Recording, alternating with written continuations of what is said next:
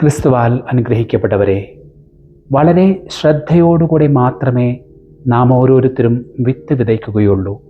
അതും നല്ല നിലത്തു മാത്രമേ. അതും നല്ല നിലം മാത്രമായാൽ പോരാ, ആ നല്ല നിലം ഒരുക്കുക കൂടി ചെയ്താൽ മാത്രമേ നമുക്ക് സംതൃപ്തിയാകുകയുള്ളൂ വിത്ത് വിതയ്ക്കുമ്പോൾ. എന്നാൽ ഇന്ന് സുവിശേഷത്തിൽ കാണുന്ന വിതയ്ക്കാരൻ ഇവിടെ വളരെ അശ്രദ്ധയോടുകൂടെ വിത്ത് വിതയ്ക്കുകയാണ്. അത് വഴിയരികിലും പാറപ്പുറത്തും മുള്ളുകൾക്കിടയിലും നല്ല നിലത്തും ആ വിത്തുകൾ വിതയ്ക്കപ്പെടുന്നത് നാം കാണുകയാണ്. ഇവിടെ നിന്ന് എടുക്കേണ്ട പാഠമെന്ന് പറയുന്നത്, ദൈവം തൻ്റെ കൃപകൾ ചൊരിയുന്നത് അളന്നുകൊണ്ടല്ല. അവൻ തൻ്റെ കൃപകൾ എല്ലാവർക്കുമായി നൽകുന്നു, എപ്പോഴും നൽകുന്നു. ദൈവവചനം എല്ലാവർക്കും ലഭ്യമാണ്. പ്രിയപ്പെട്ടവരെ, നാം ആ ദൈവവചനത്തെ എങ്ങനെ സ്വീകരിക്കുന്നു എന്നത് വളരെ പ്രധാനപ്പെട്ട കാര്യമാണ്. എല്ലാവർക്കും അത് ലഭിക്കുന്നുണ്ട്. ഒന്നാമതായിട്ട്, വഴിയരികിൽ വീണ വിത്ത്, അവിടെ ഒരു ഗ്രിപ്പ് പോലും ലഭിക്കുന്നില്ല. അതായത് വളർച്ചയ്ക്കുള്ളൊരു സാധ്യതയുമില്ല. കാരണം അത്രമാത്രം തറ പോലെ ഒരു ഹാർഡായിട്ടുള്ള ഉറച്ച പ്രതലമാണ്. പക്ഷികൾക്ക് വന്ന് കൊത്തിത്തിന്നുവാനായിട്ട് വളരെ സുഖമാണ്. അവിടെ ഒരു ഗ്രിപ്പിന് പോലും സാധ്യതയില്ല. അത് പിശാച് നമ്മുടെ മനസ്സിൽ നിന്ന് കേട്ട ഉടനെ അത് അപഹരിച്ചു കൊണ്ടുപോകുന്നു.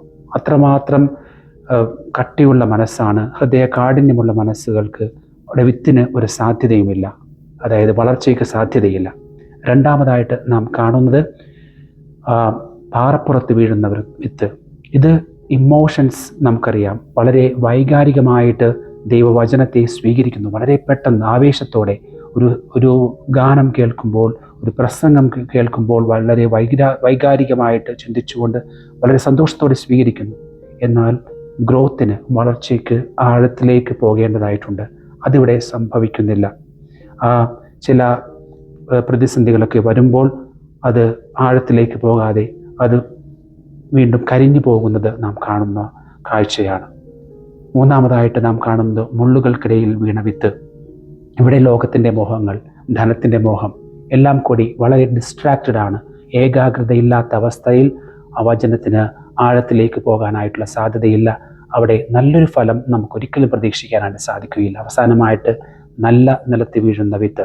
ഇവിടെ 7 മേനിയോ 10 മേനിയോ ലഭിച്ചാൽ തന്നെ ലാഭമാണ്. എന്നാൽ 30 മേനി എന്ന് പറയുന്നത്, 60 മേനി എന്ന് പറയുന്നത്, 100 മേനി എന്ന് പറയുന്നത് മാനുഷികമായിട്ടുള്ള വിവരണത്തിന് അതീതമാണ്.